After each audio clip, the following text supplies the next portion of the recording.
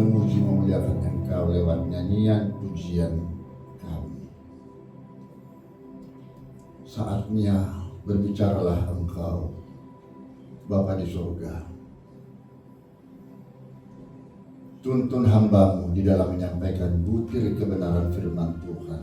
Demikian juga kami semua, jemaat-Mu yang hadir di sini, termasuk gembala sidang jemaat kami. Tuntun semuanya kami. Hanya di dalam nama Tuhan Yesus Kristus kami dapat menikmati firman ini dan kami lakukan di dalam kehidupan kami sehari-hari. Hanya di dalam nama Tuhan Yesus Kristus. Bagi kita yang sudah diurapi, dipercaya Yesus, pagi hari ini mari sama-sama mengatakan Amin. Amin. Salam Bapak, Ibu, Saudara terkasih. Salam. Luar biasa Tuhan memberikan kenikmatan sehat walafiat kepada kita semua, bisa berjumpa pada ibadah minggu menjelang siang hari ini. Kali ini firman kebenaran Tuhan cukup keras yang menyatakan supaya matikan hidupmu sebelum mati.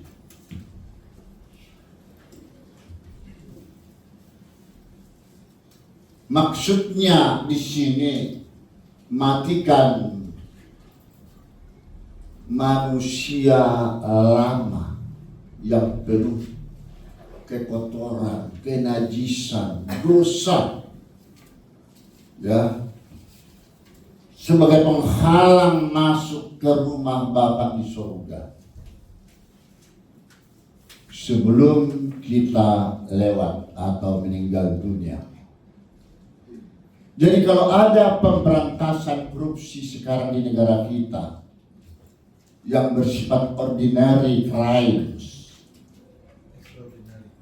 ya, extraordinary crimes, karena kejahatan itu sangat luar biasa, menghancurkan perekonomian negara dan menyengsarakan masyarakat. Sekarang juga ada pemberantasan dosa yang sangat luar biasa, ya, an extraordinary crimes, karena memang dosa ini sebagai penghalang, menghambat Bapak Ibu Saudaraku masuk ke surga, hidup kekal. Pasti kalau kita tidak mampu memberantas itu, bersiap-siaplah mati menuju kekekalan untuk selamanya, terpisah dengan Allah, alias maut. Maut itu mengerikan, ya, karena itu tidak ada alasan bagi kita sekarang. Tidak ada alasan untuk membinasakan hingga mati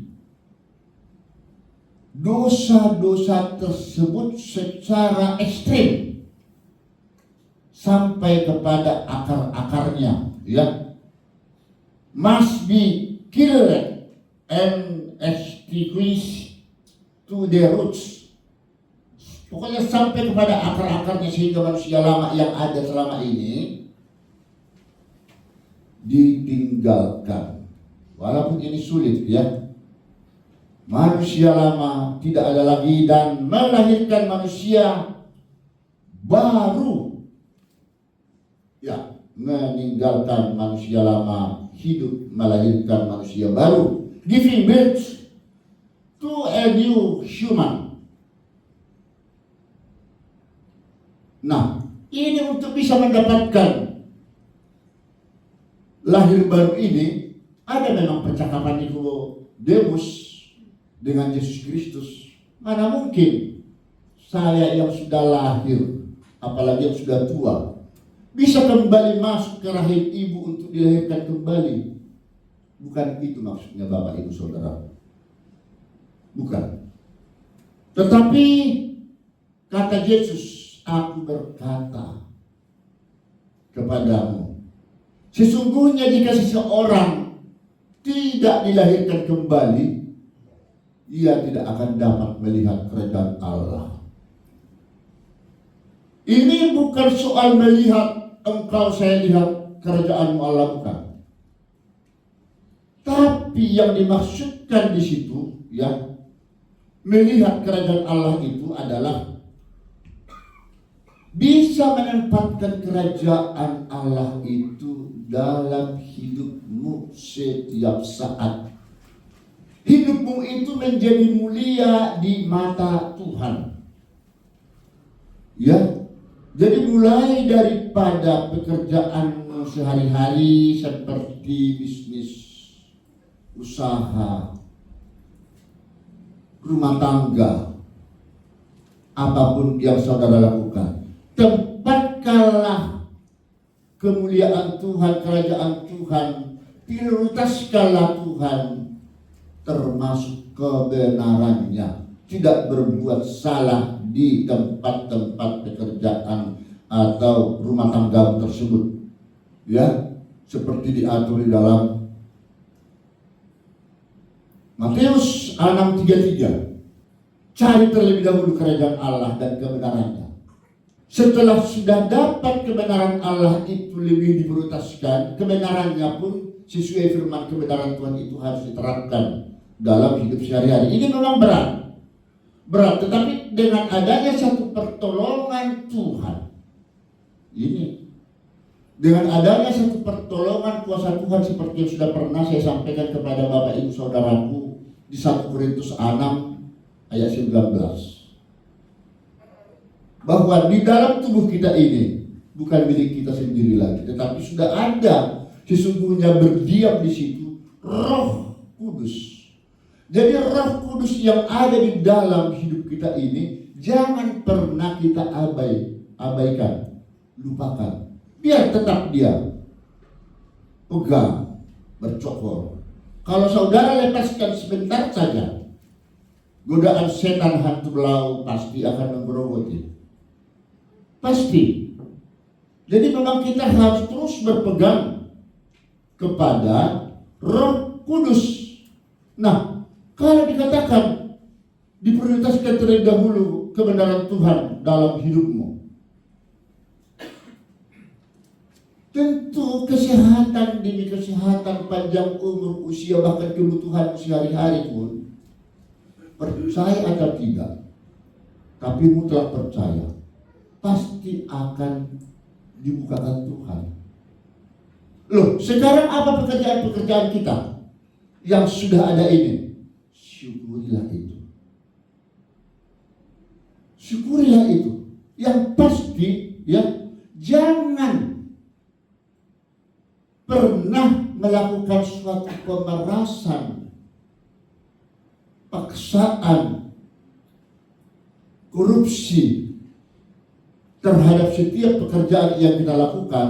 Cukupkanlah hidupmu dengan gajimu seperti diatur dalam Lukas 3 ayat 14 itu. Lukas 3 ayat 14. Cukupkan dimaksudkan di situ. Kalau memang saudara tidak memiliki gaji yang gemerlap atau yang banyak, ya jangan paksakan saudara harus memilih sesuatu yang tidak ada penghasilanmu.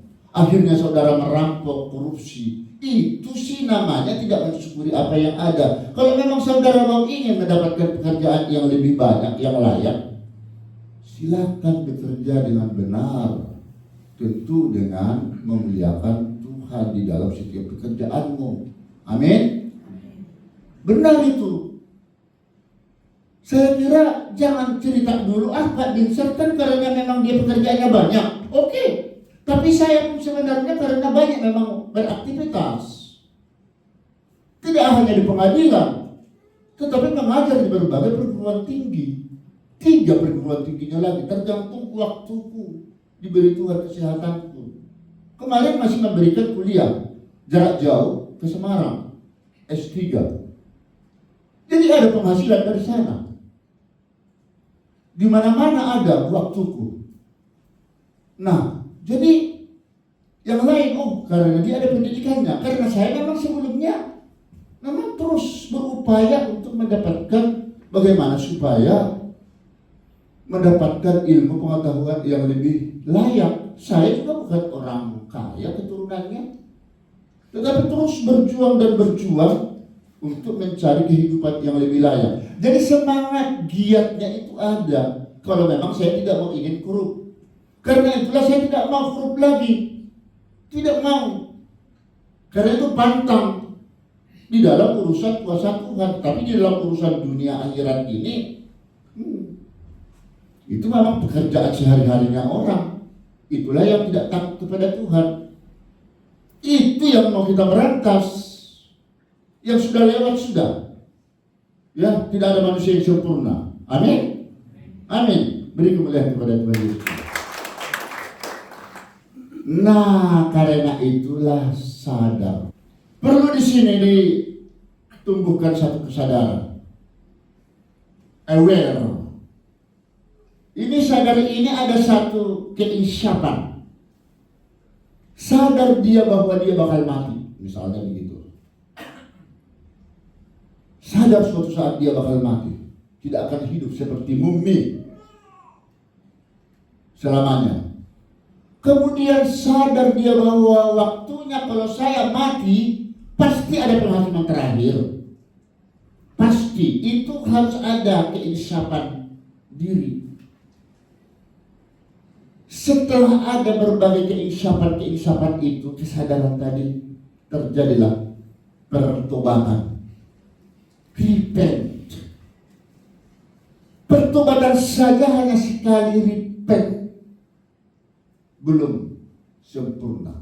Jadi harus repent completely. Harus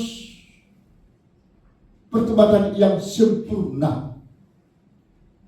Kalau dikaitkan dengan bahasa Yunani, pertobatan metanoia. Metanoia. Itu ada satu perubahan mindset, pikiran. Radikal, secara radikal.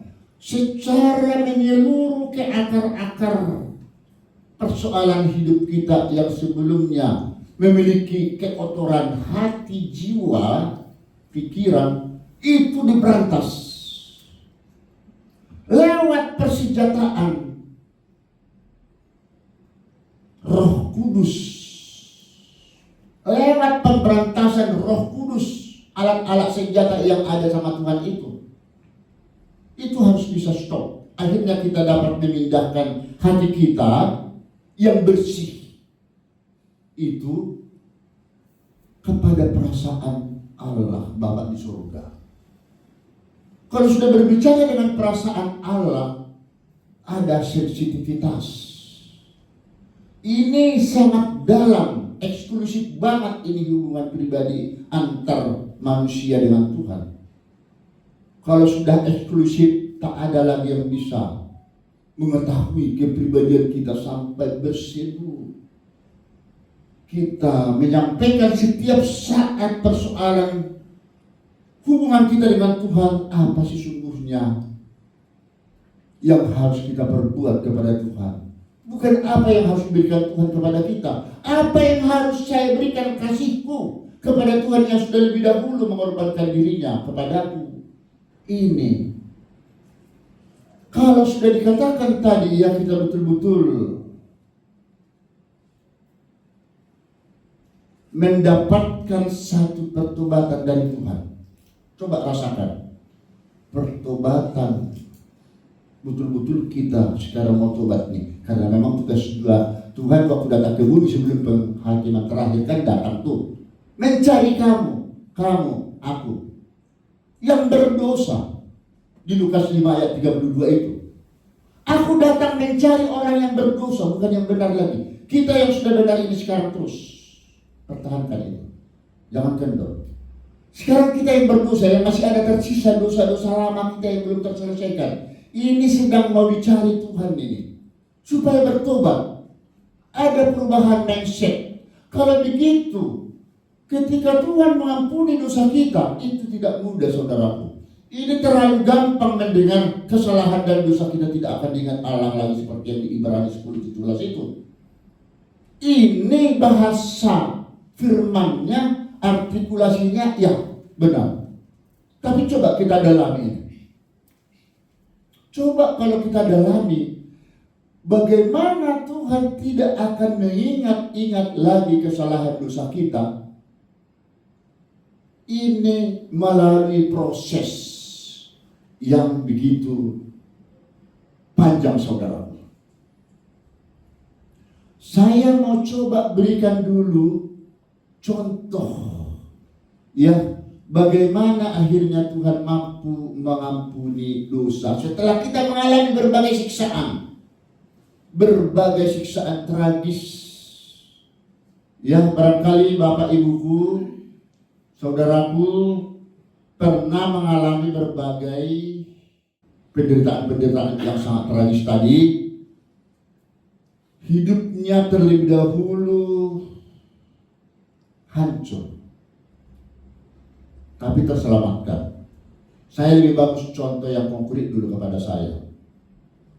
Mengapa saya sampai sekarang tidak bisa melupakan kebaikan Tuhan dengan hidup kami?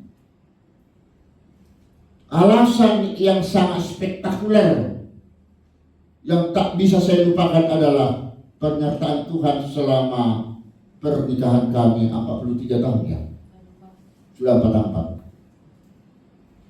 Pertama saya mendapatkan istri, dia dari agama Islam, keturunan agama Islam, akhirnya pengikut Kristus. Ini tidak boleh saya abaikan. Ini satu mujizat yang luar biasa kasih karunia.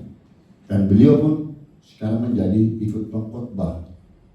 Mudah-mudahan tidak lama diberi Bapak Gembala sesekali berkhotbah di sini, biar kita dengar kesaksian dia.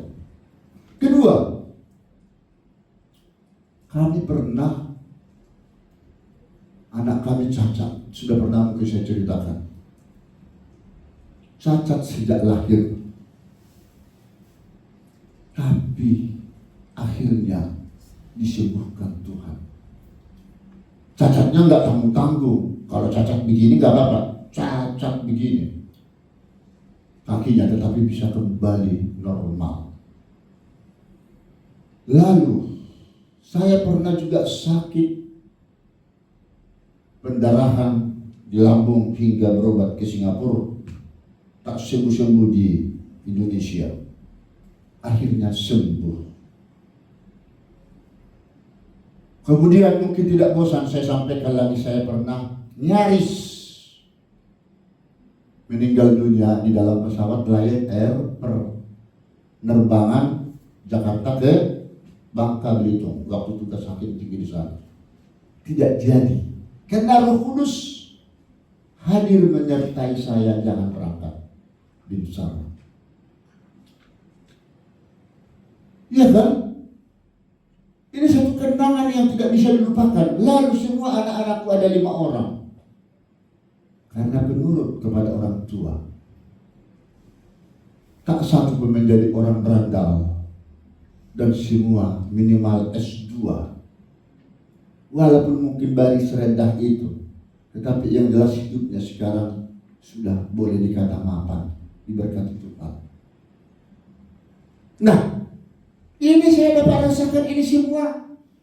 Apakah tidak melalui ini saya ada satu keinsyafan untuk bertobat, jangan berbuat macam-macam lagi? Bagaimana dengan Bapak Ibu Saudaraku? Tentu mungkin ada yang berbeda. Penderitaan hanya Bapak yang tahu dan Tuhan. Ya, saya boleh mengatakan misalnya ada yang tinggalkan pacar kah?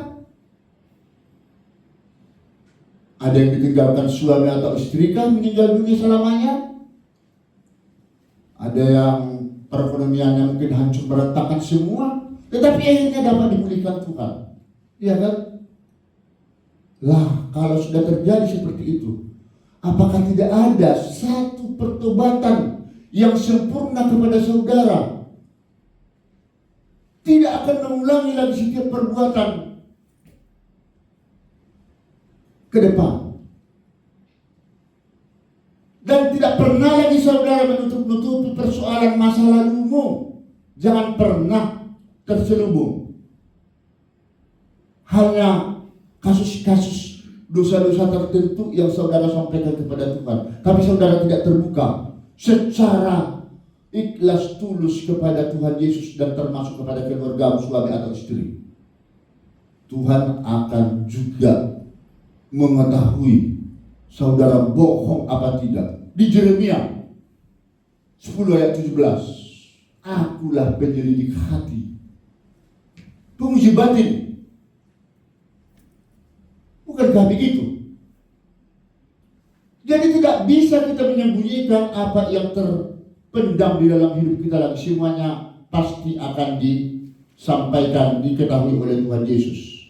Nah, berarti pada saat-saat seperti inilah ketika kita sudah tobat akan hal itu, Tuhan akan memberikan amnesti, abolisi. Kalau di negara kita, bonus oleh Tuhan di Ibrani 10:17, tidak akan diingatnya. Bukan berarti Tuhan tidak mengetahui kita pernah berbuat dosa salah. Ya, tahu. Tapi karena Tuhan sudah berkorban demi dosa-dosa kita selama ini, dan ini tidak bohong, Ibrani 10:17, percayakan itu. Semua persoalan hidupmu yang sudah salah selama ini, dengan keterbukaanmu sudah memperkarakannya kepada Tuhan, akhirnya tidak akan diingat-ingatnya lagi. Dosa sudah selesailah. Nah, di sanalah akhirnya saudara akan tercatat namamu di kitab kehidupan Tuhan. Yang sebelumnya mungkin tidak tercatat namamu. Di Wahyu 20:15 dia bakal dieksekusi lo, Simonoseki. Di Wahyu 20 ayat 15. Tapi karena ada satu pertobatan yang sempurna, ya, sebelum penghakiman terakhir lo ini, tapi kalau sudah penghakiman terakhir, tiada maaf bagimu. Makanya ultimum remedium sebelum penghakiman terakhir, Tuhan lebih senang berdamai dengan dia. Tuhan akan mengampuni, menerima kesalahan saudara. Jadi jangan pernah berpikiran, mana mungkin lagi Tuhan mengampuni saya, sudah terlalu banyak dosaku, tidak bisa saya menghitung-hitung dosaku lagi. Sadarlah, tidak usah cemas, ragu, pasti Tuhan akan mengampuni dosamu, asalkan saudara lupakan, lepaskan semua persoalan yang sudah lewat, dosa-dosa yang sudah ada ditinggal, ke depan juga tidak pernah mengulanginya lagi, dan apalagi dosa-dosa yang terselubung tadi itu sudah saudara bukakan, karena itu menjadi penghalang buat hidupmu. Saya juga menjadi koreksi buat saya, mungkin masih ada dosa saya yang tersembunyi, yang belum diketahui Tuhan. Tuhan pasti tahu. Dia penyelidik hati dan penguji batin. Itu persoalannya. Makanya jangan coba-coba bohong dengan Tuhan. Karena itulah Tuhan mengatakan, kamulah kalau begitu, saudara, kamulah yang tetap tinggal bersama-sama dengan aku, kata Tuhan, di dalam segala pencobaan. In all trials yang aku alami, ternyata itu menjadi kenyataan buat kamu, menjadi kenyataan dalam hidupmu. Realize your life, Lukas 22 ayat 28. Bisakah kita tinggal bersama Kristus dengan penuh godaan setan hantu belau? Harus bisa. Tuhan sendiri saja begitu sempurna. hidupnya pernah 3 kali digoda oleh iblis. Waktu puasa di gurun pasir itu loh. Ya, 3 kali. Pertama, bagaimana supaya Tuhan Yesus mengubah batu menjadi roti. Itulah permintaan iblis kepada dia. Tetapi Yesus mengatakan, tidak hanya dari makanan seseorang itu hidup atau dari roti, tapi dari firman yang diucapkan Tuhan. Apa yang kita sampaikan ini bisa kita kenyang. Makanya orang banyak berpuasa dengan firman Tuhan, dengan kebenaran-kebenaran hidup. Ada saatnya kita lapar, makan. Tak puas iblis, digoda lagi, dibawa ke bait suci yang lebih tinggi. Jatuhkanlah engkau Yesus ke bawah, tidak akan tersentuh kakimu sedikit pun di batu itu. Jangan cobai Tuhanmu, kata Yesus. Akhirnya, terakhir, tidak puas iblis setan ini, diajak Yesus ke pegunungan yang sangat tinggi sekali. Yesus lihatlah semua bumi ini, begitu indah gemerlapan. Akan kuserahkan kepadamu, kata iblis, asalkan engkau memujiku.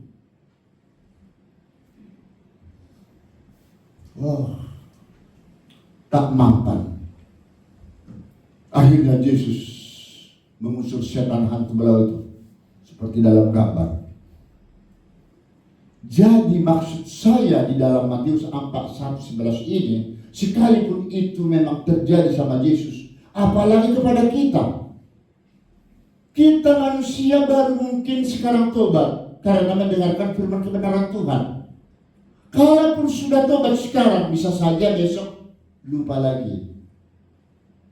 Belum stabil, masih labil.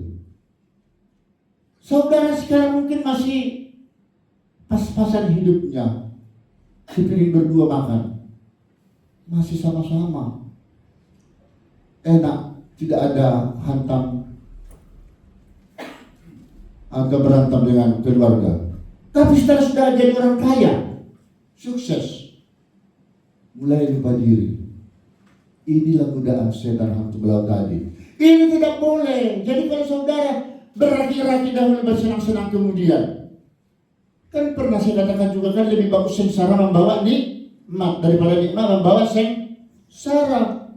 Kalau sudah selama ini saudara sengsara, tahan uji, punya pengharapan, sudahlah, pertahankan sampai usiamu seperti kita-kita yang sudah usia senja begini, tinggal menunggu waktu. Tetaplah, sekali jadi suami istri satu selamanya. Tidak pernah ada dalam kesempatan, dalam kesempitan. Ya kan? Apapun kekurangan suami istri, sudah, itu sudah keputusanmu. Keputusan yang sudah diambil tidak boleh diganggu-gugat. Final and binding. Mempunyai kekuatan hukum mengikat antara kedua pihak suami istri. Apalagi firman Tuhan mengatakan apa yang sudah dipersatukan oleh Tuhan tidak boleh diceraikan oleh manusia kecuali kematian.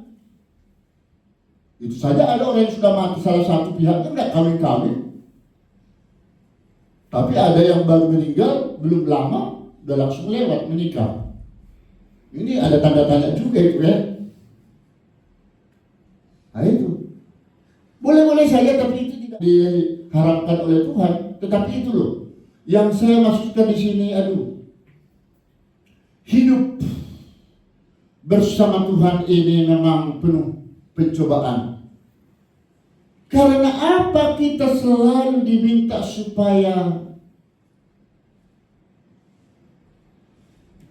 betul-betul kudus, bersih, tidak berbuat noda kesalahan sekecil sehalus apapun. Inti pokoknya sebenarnya karena inilah dasar fondasi firman ini semuanya. Tuhan itu memang bersih, suci, kuduslah kamu, sebab aku kudus. Be holy for I am holy. Jadi sebenarnya tuntunan terakhir, inti pokok firman kekudusan yang selalu kita berantas tadi habis-habisan, and extraordinary crime itu adalah ini. Supaya tidak pernah sia-sia Yesus merintis mempersiapkan tempat kita masuk surga. Karena hidup di bumi sementara, menumpang. Dan kehidupan kita di bumi ini penuh sesak yang tidak pernah kita nyaman.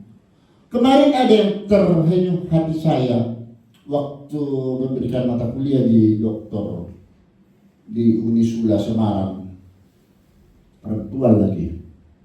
Benar semua yang disampaikan oleh Prof. Bigi, Bin Sarbuto maksudnya Bigi. Di dalam kehidupan ini, walaupun benar disampaikan oleh Pak Binsar, ilmunya memang seperti itu, teorinya memang seperti itu, tapi kenyataannya Pak, saya kecewa dia bilang. Sepertinya ibu ini pasti pernah mengalami kekecewaan dalam hidupnya. Dia sudah berbuat baik di salah satu kantor di notariatan, tapi tetap dianggap tidak menjadi orang yang penting. Tidak apa-apa, saudara jangan pernah patah hati, semangat, kecewa. Bukan hanya saudara yang mengalami seperti itu, hampir semua, termasuk saya bilang. Justru sekarang di bumi ini, orang-orang yang punya prestasi tidak dipakai. Karena itu menjadi musuh. Tapi kalau kita orang-orang yang baik di surga bersama Tuhan, ingat, ada waktunya hartamu sudah tertanam di surga, itulah harta abadimu. Pasti saudara tidak akan pernah Tuhan membuat perbandingan antara si Monoseki dengan si Tingkir. Ini orang ini sudah masuk dalam genggamanku, dalam kitab kehidupan Tuhan dicatatnya. Begitu. Hidup di surga itu tidak pernah lagi mengecewakan. Di bumi ini sangat mengecewakan. Jadi kalau saudara kecewa dan kecewa, sengsara di dalam dunia akhirat ini, udahlah, sama-sama kita mengalami. Jangankan itu, Tuhan Yesus sengsara kan? Dolorosa. Dia sengsara dan menderita, tapi demi kebenaran. Apakah saudara sekarang mau menderita? Menderita dalam artian bukan tidak makan, salah. Tapi karena perbuatan dosa ini aku punya potensi mau merampas harta seseorang yang sesungguhnya itu bukan hakku, tapi aku bisa menahan diri. Stop. Aku mau marah kepada si orang karena jengkel saya. Sebenarnya saya akan puas kalau saya meluapkan emosional saya, tapi aku tahan, tersiksa kan. Daripada aku dendam, aku lebih bagus puaskan diri. Enggak boleh. Itu iblis setan itu. Ingat Kain dan Habel. Sudah dilarang Tuhan. Amarahmu, stop. Di depan pintu dosa sudah mengintip saudara Kain. Tapi tetap juga emosinya nggak bisa dibendung. Akhirnya apa yang terjadi? Diajak Habel ke sawah, dibentul, kepalanya mati. Dikutuk Tuhan di perjanjian lama. Vonis Allah langsung. Tidak ada penundaan. Saat itu termasuk Adam Hawa. Kan jadi menggambar itu si Kain. Tapi kalau di perjanjian baru sekarang, tunggu. Ada kedatangan Tuhan Yesus. Disinilah kita harus sadar insaf. Kalau saatnya semua akan diadili. Tidak lagi langsung sekarang dikutuk Tuhan, diberikan kepada kita sanksi. Hanya sebenarnya sadar atau tidak sadar akibat dosa perbuatan kita itu, kita mengalami sendiri. Kita mengalami sendiri langsung persoalan-persoalan yang tragis tadi. Kan karena kebodohan kita sakit. Sudah dilarang jangan begadang, istirahat. Jangan hanya 1 jam tidak tidur. Orang yang sudah sehat seperti kita aja, yang sudah tua mungkin 6 jam atau 8 jam. Sibuk boleh memuji Tuhan, jaga kesehatan. Karena kalau saudara sakit, boro-boro bisa memuji Tuhan dengan sempurna. Sementara kalau kita mau memuji Tuhan itu kan harus dalam keadaan tenang. Hadirat Tuhan ada kalau kita dalam posisi tenang.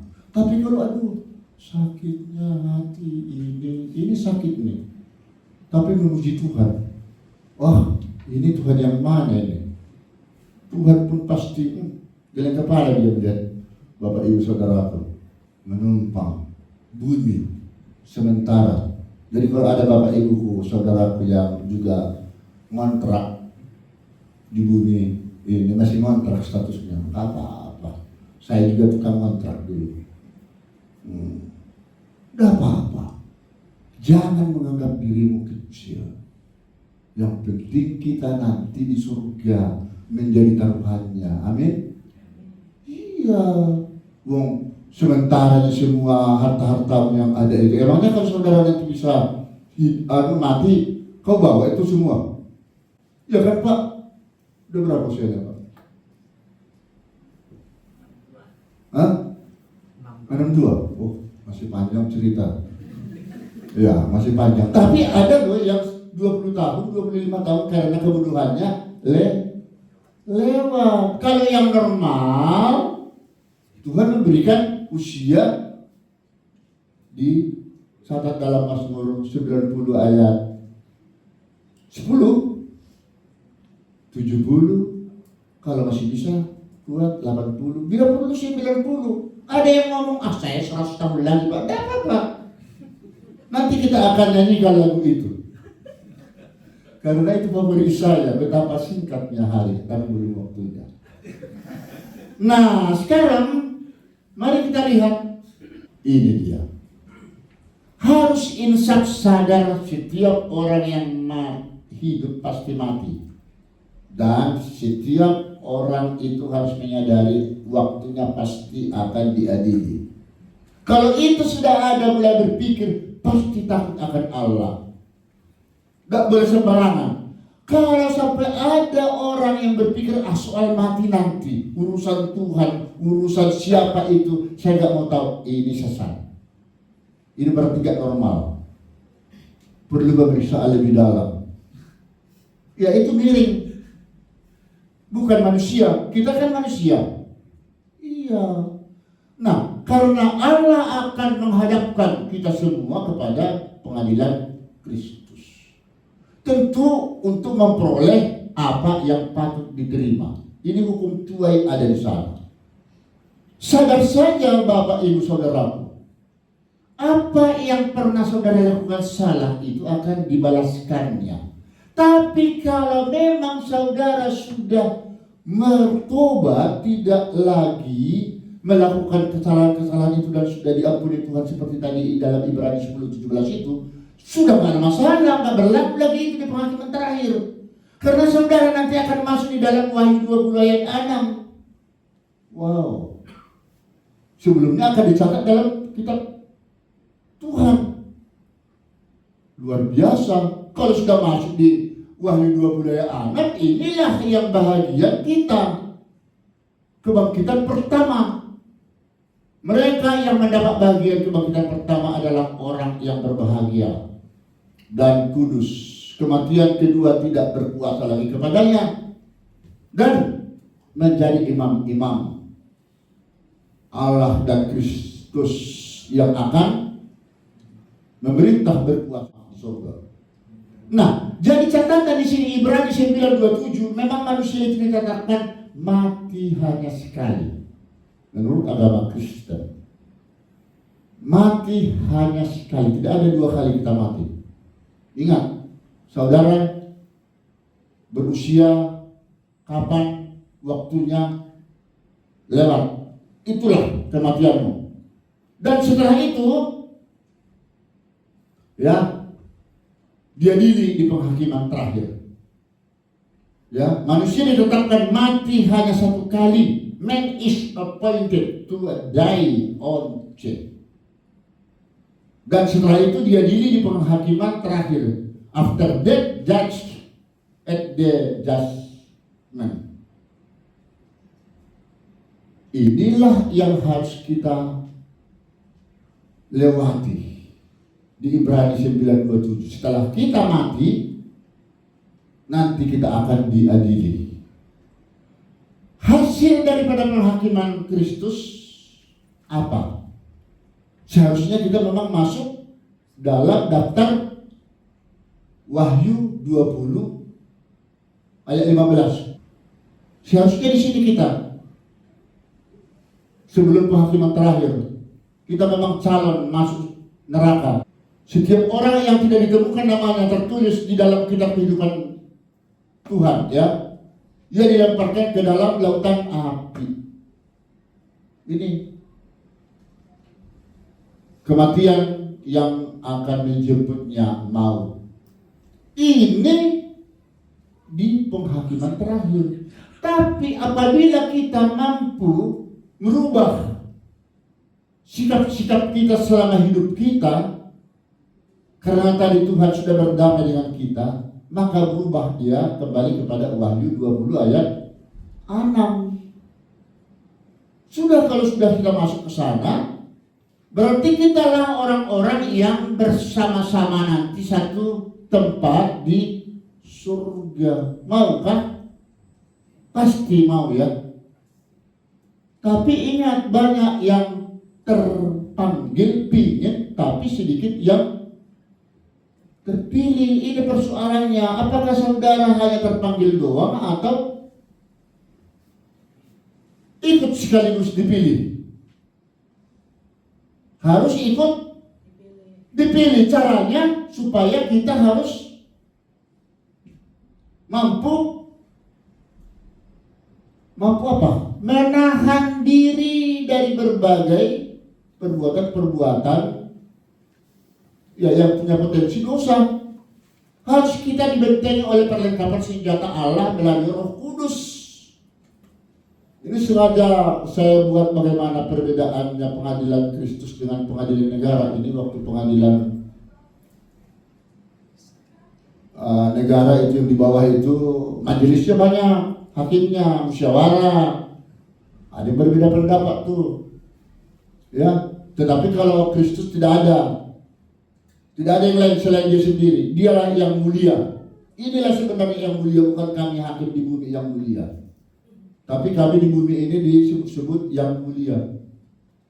Tapi banyak hakim yang tertangkap. Jadi mulia itu yang sungguh-sungguh memang menegakkan kebenaran hukum.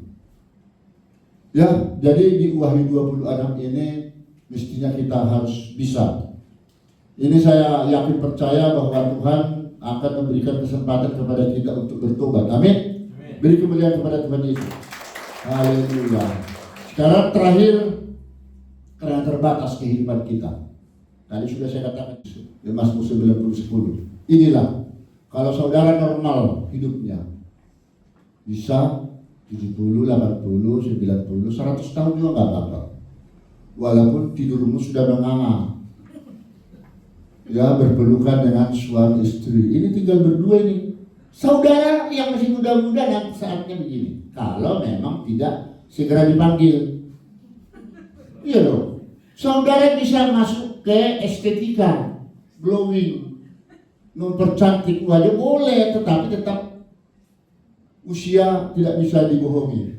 Ya kan? Keriputnya mungkin hilang dengan adanya sekarang yang di berbagai media. Itu ada yang senyum-senyum, ketawa-ketawa karena mungkin sudah melakukan hal itu, ya, yang di YouTube itu. Boleh, tidak apa-apa, tetapi itu sementara. Tapi kebanggaannya adalah kesukaran, hardship, dan penderitaan, suffering. Ini kamu makan obat apa tadi? Itulah kan yang kebanggaannya. Oh, aku makan obat darah tinggi. Oh, saya kolesterol.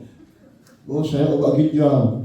Wah, itu memang sudah vitamin kita, tapi tidak apa-apa, obat-obat itu bisa menyertai kita sampai kiamat. Tidak apa-apa, asalkan itu mujarab. Tapi ada kalanya obat sudah nggak mampan, sudah berobat kemana-mana, ke luar negeri, tak mampan lagi. Ya sudah, waktunya tiba. Nah, sebelum kita tiba, pernahkah saudara berpikir kalau saudara ada melihat seseorang meninggal dunia, datang berkarung ke sana, merasakan orang yang meninggal itu adalah saudara?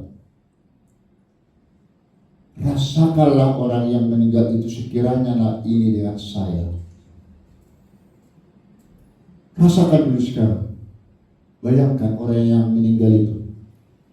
Mungkinkah bisa lagi berbuat apa-apa, memperbaiki hidupnya? Justru selama kita itu hidup, Bapak Ibu, kesempatan terbaik memperbaiki diri. Karena kalau kita sudah sempat dipanggil Tuhan, tak sempat lagi memperbaiki dengan Tuhan, boro-boro. Jadi mobilmu tadi yang cantik, nak, mana Siki, rawat mobilku ya, tak bisa lagi kamu mau. Karena itu nggak bisa dibawa. Saya kadang-kadang juga kalau merenungkan hidup ini, akhirnya teringatlah saya dengan lagu ini.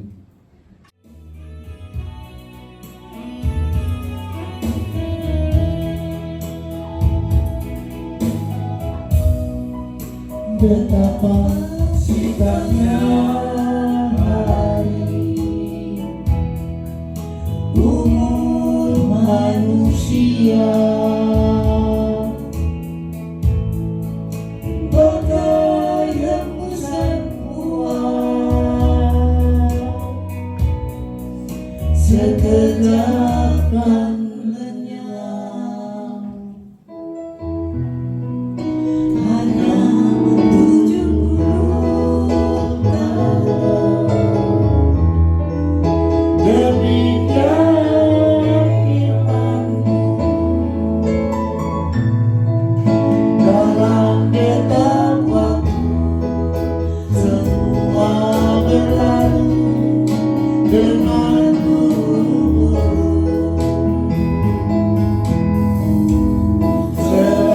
Sesungguhnya dari debu kembali kepada debu. Setiap insan berkurang masuk keabadian. Tiada seorang pun tahu, tiada seorang pun tahu saat balik kehidupan.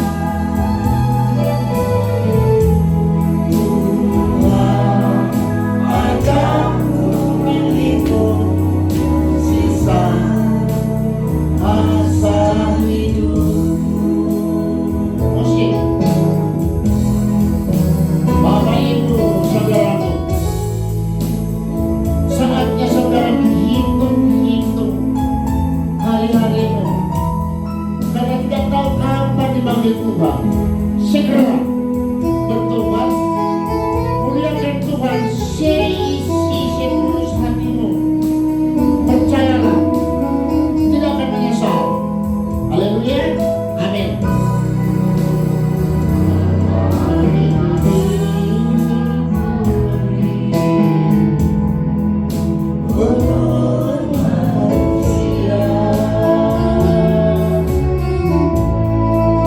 Bagai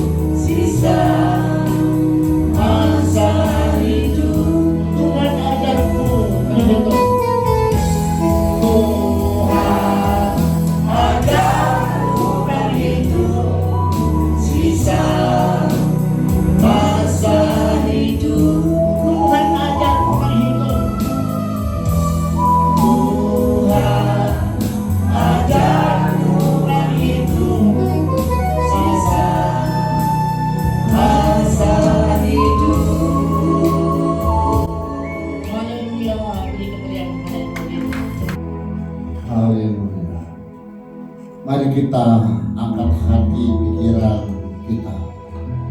Demikianlah Bapa di surga, firman kebenaran Tuhan sudah hamba sampaikan.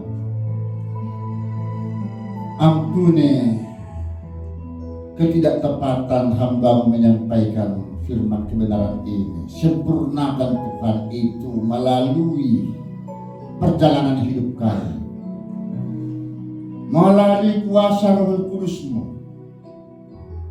Kami sama-sama percaya kalau firman kebenaran Tuhan itu kami dapat melakukan dalam hidup kami sehari-hari, dan kami sampaikan hal itu kepada rekan-rekan yang tidak bisa hadir hari ini di gereja ini, demi masa depannya, demi kekekalan masuk surga. Tak ada alasan kami harus memang mematikan segala kekotoran jiwa hidup kami sebelum kami dipanggil Tuhan. Terima kasih Bapa. Terima kasih firman kebenaran ini menjadi rema, pedoman, pelita di dalam kehidupan kami untuk kami lakukan sehari-hari. Gerejamu di tempat ini diberkati Tuhan. Gembala-gembala jemaat kami di sini, pendeta Pak Tambah, Pak Herianto, Pak Dendi, dan rekan-rekan pendeta lainnya, hamba-hamba Tuhan yang ada, semua pengerja jemaat kami tercinta di tempat ini.